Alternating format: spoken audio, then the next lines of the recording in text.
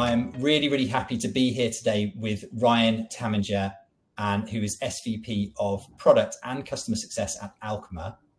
My name's Luke Moore, I'm Chief Revenue Officer at Chattermill, and today we're going to talk to you about our perspectives, and particularly Ryan's, and Ryan, I'll come to you in just a moment, looking at the state of the landscape within CX and how it's operating today. I'm particularly interested, Ryan, to start off with, I think, the more challenging end of the spectrum. The economic conditions right now are far from optimum for anything that suggests medium to long-term benefit. There's a lot of pressure, or short-term pressure, I would say, on organizations.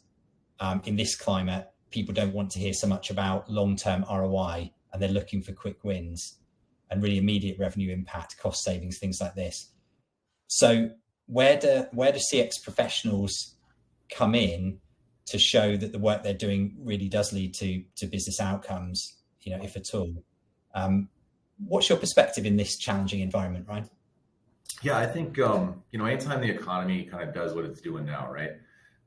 Organizations really focus on trying to understand every possible good outcome they can get for every dollar that they're investing. So I think everyone's getting really, really focused on, I don't think anyone's lost sight on driving growth within their customer base, but, obviously profitability is important during these times. Understanding the criticality of what to go deploy is, crucial right now. I think the thing that's interesting about CX, we're kind of at a tipping point where, when the economy's going great, people aren't all that focused on how you're spending your money. And so, it's really easy to let CX kind of slide on just doing all the great things that your customers are asking you to go do.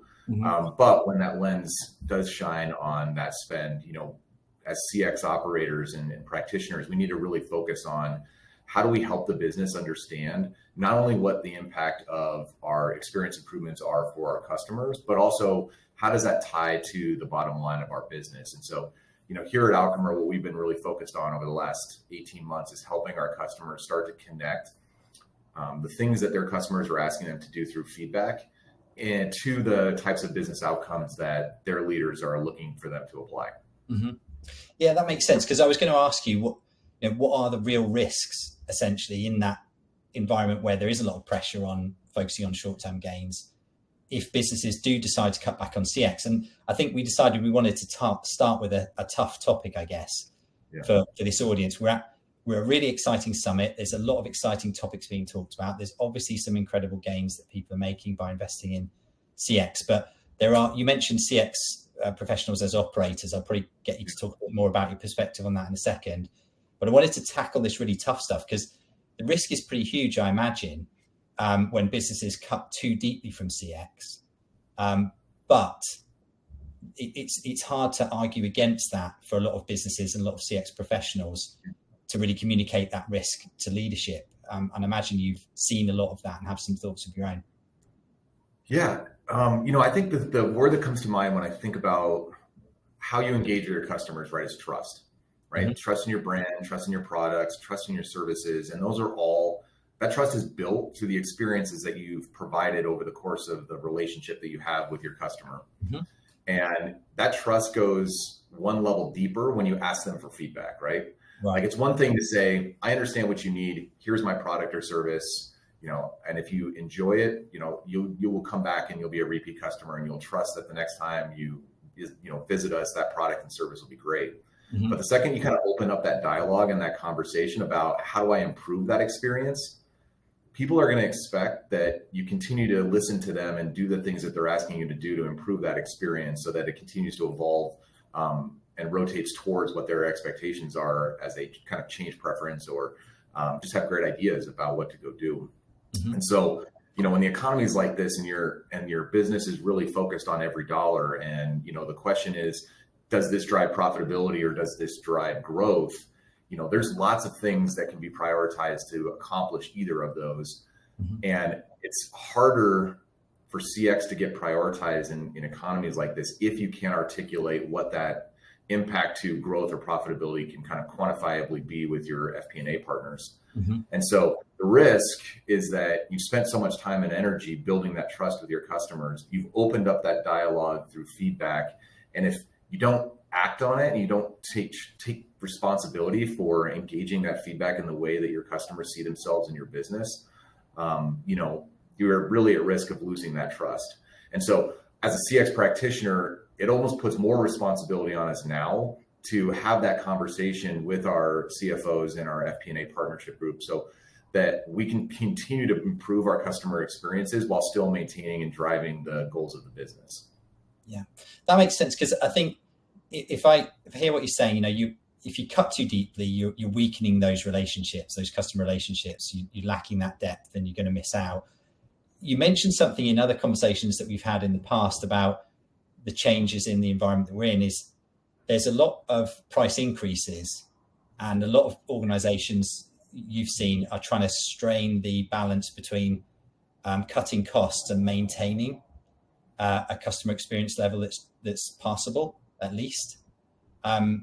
With everything costing more, consumer expectations, surely they're rising, right? I mean, what impact could happen, I guess, for businesses that do take their eye off the ball for customer experience in the short term for cost-cutting exercises?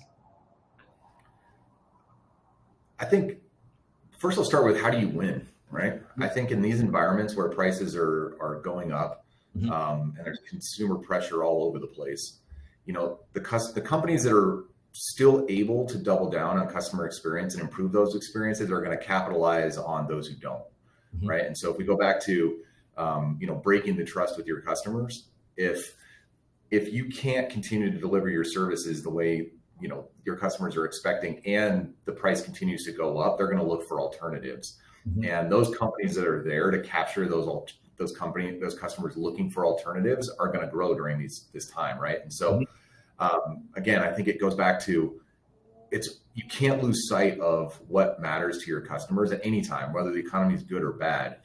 What makes it harder when the economy is challenging and prices are going up and pressure's high and delivery expectations are there, is that you've got to really focus on making sure that you can communicate internally with your C-suite about what that impact is to them and to the bottom line of the business. Because again, they're on the hook for the results. You're on the hook for making sure that your customers are happy and they keep returning, right? Like, as the person at Alchemer who's in charge of customer success, right? My job is to make sure that our customers are getting every dollar they can out of value from using our product. And I have to operate within our business to make sure that, my CFO understands, our retention rates and how we're driving our growth strategy and how all of that is working together. And so, again, I think the companies that are really taking this opportunity to listen to their customers and find things that matter and still are able to push the ball forward and articulate the value back to the business are the ones that are going to capitalize on those who, do the things that are easy to quantify, which are generally cost saving measures or, focused on more profitability driven exercises. Those are ones that sometimes can lead to, maybe not draining your customer experience, but leaving it where it is. And, if you leave things where it is, you're putting yourself at risk for people to pass you. Yeah. And this theme around operators just keeps coming up. I mean, CX professionals, they have to wear multiple hats. I mean, you just touched on your own experiences internally inside Alchemer, leading customer success and product, and then dealing with your own CFO in the same economic climate that we're all dealing with. There's a lot of things to manage. Operators, are they coming from CX, traditional CX roles? Or are they coming from other places in the business and taking on CX? Is there a hardening around this topic of having to justify your investment and the continued investment in growth from customer experience, or customer experience-led growth as we describe it? Is there a change in the people that are in those organizations, or do people in those roles, beg your pardon, in CX? Or is there a need for the people in those roles to change the way they're doing things?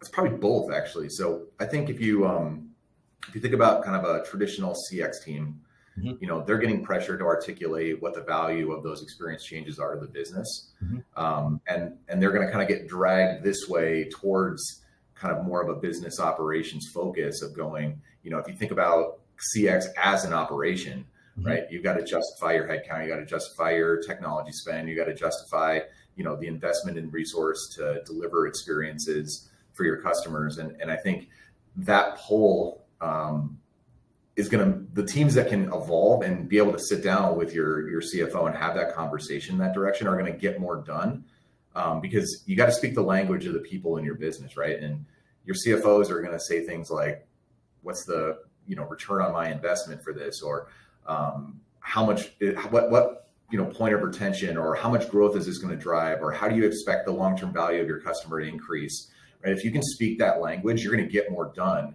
because they're going to understand the why and what they get for it. Mm-hmm. On the flip side, we're seeing a lot of our customers evolve out of just traditional CX teams into, more operationally focused roles. One of the key growth areas for us right now is people who are really focused on vendor and supplier management. Right. They're trying to get that voice of the vendor, get the voice of the supplier, get the voice of the the warehouse workers that are there every day making the business run. And so what they're trying to do is, again, if you think about everyone you serve is your customer, right? Some people serve internal customers, other people serve external customers, and some people are, one or two layers removed from being kind of a frontline customer facing employee. But all the things everyone does every day is in service of kind of the goal of the business, which is serve your customer. And so, I think what's been most interesting is seeing people who are in those more traditional operating roles starting to think with a CX mindset about how can I improve the experience of my receiving teams in warehousing? Because if they do that and they do a better job, I can do things more efficiently, which means that I'm going to drive, either faster product out the line, or I'm going to drive better management of my warehousing. Mm-hmm. And I think it's another way I think it's easy for businesses to say they're customer obsessed with the teams that are in front of customers all the time. Mm-hmm.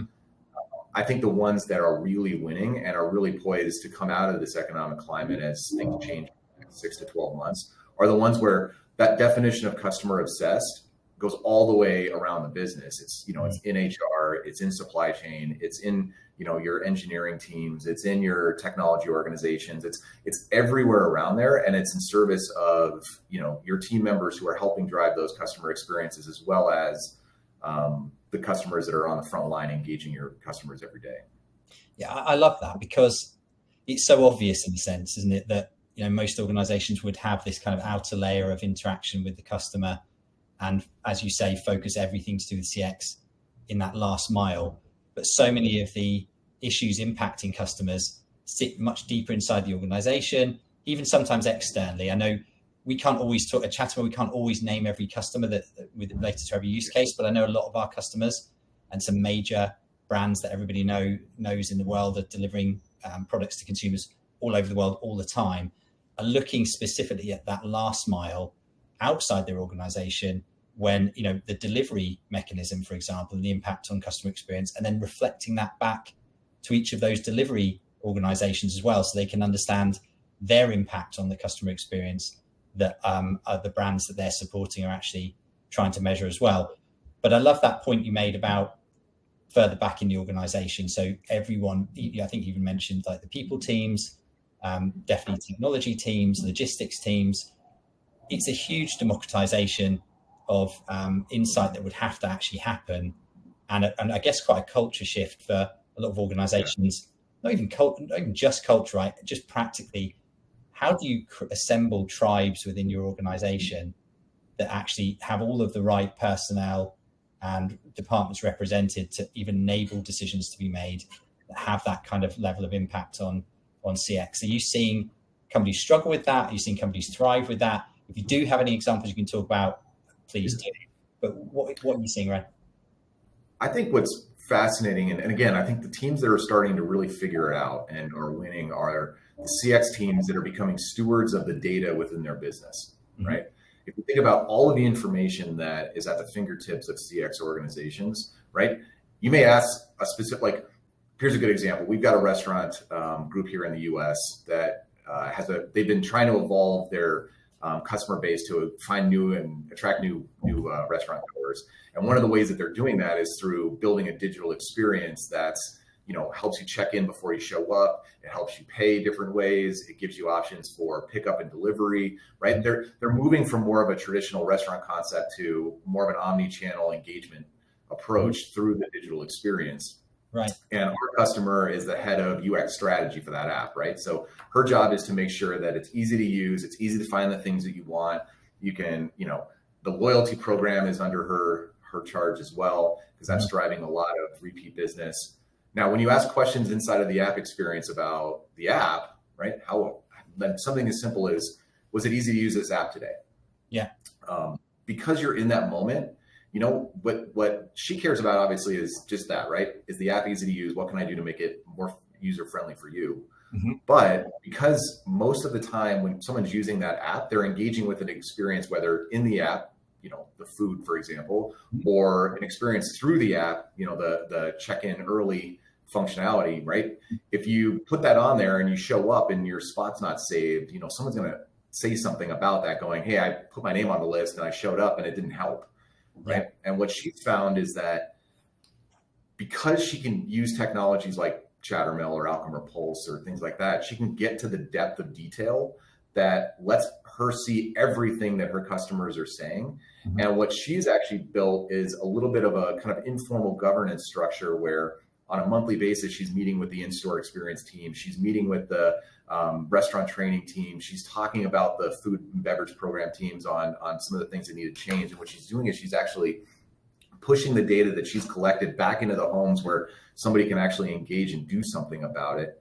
Mm-hmm. And I think it's the spirit of stewardship that she, really owns that allows her to be that great business partner, because she's capturing so much information that not only helps her, but helps her peers.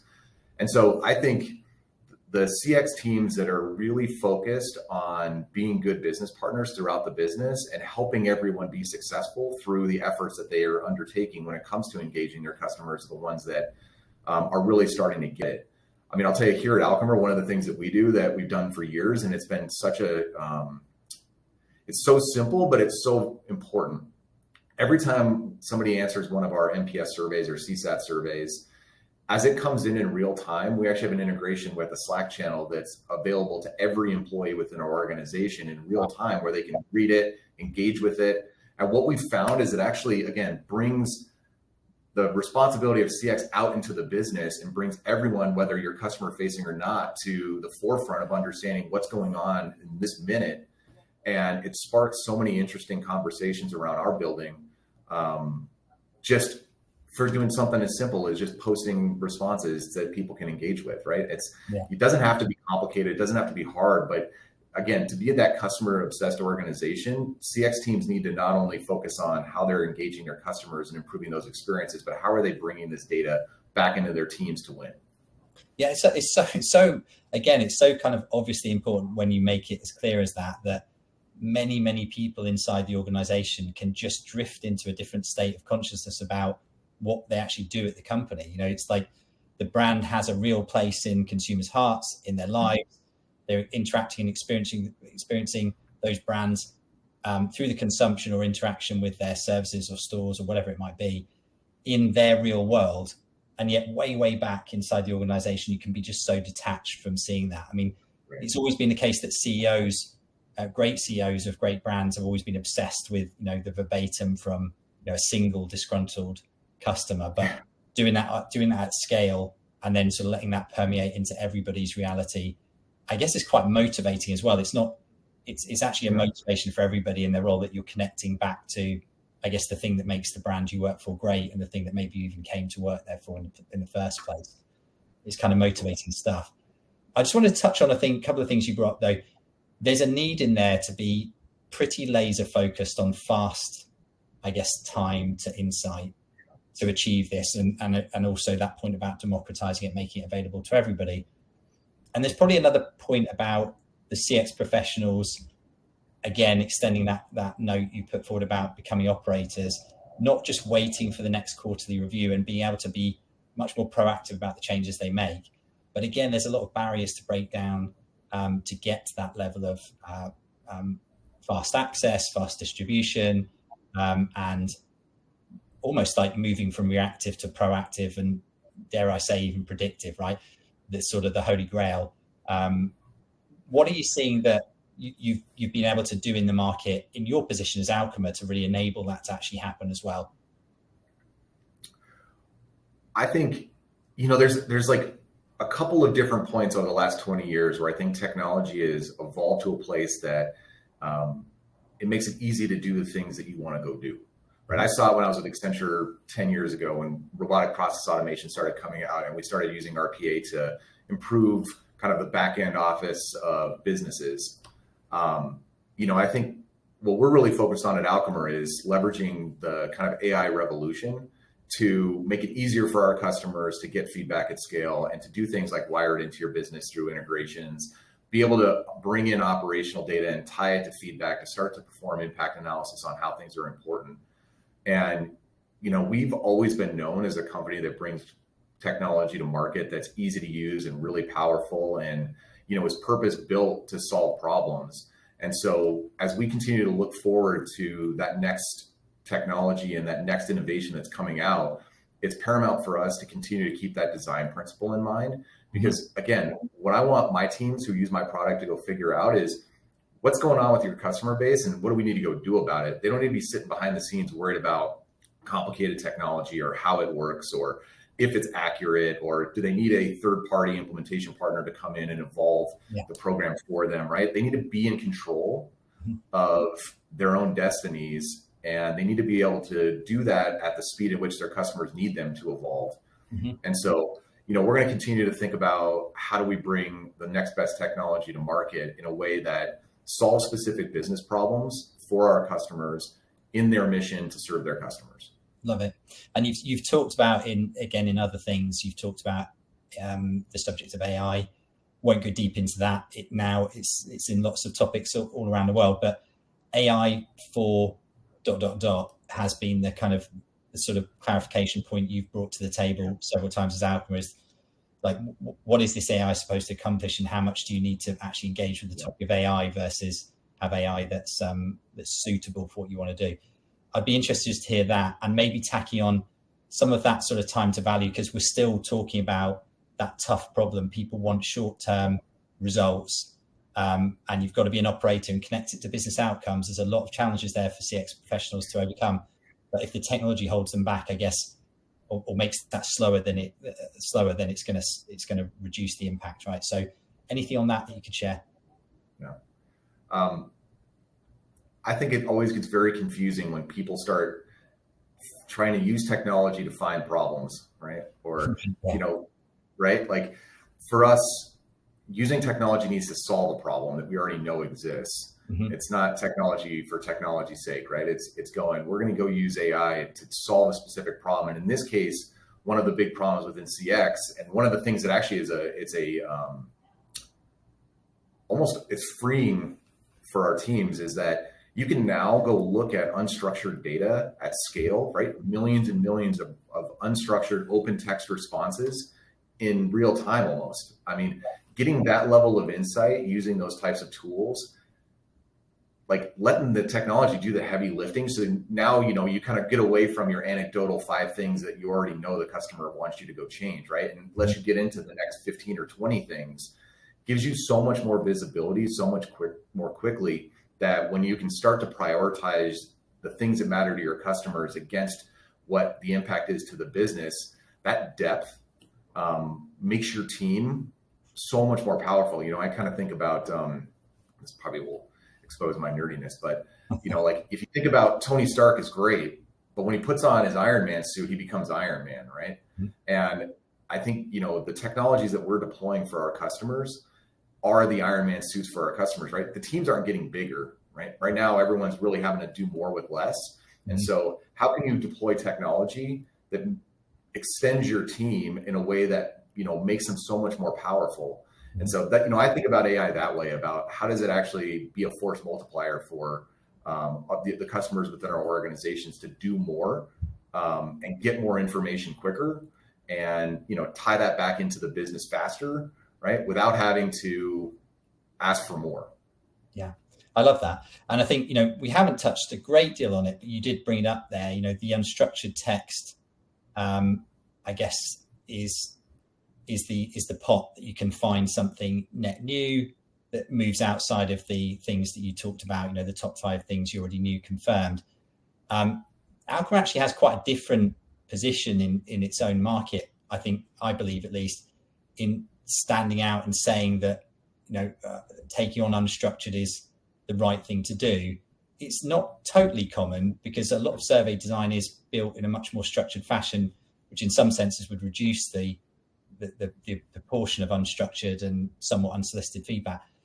Maybe just one more level of depth into that would be really interesting for the audience, and then I'll sort of bring us back to some of the conclusions that we've drawn from this chat. So back to you on that, Ryan.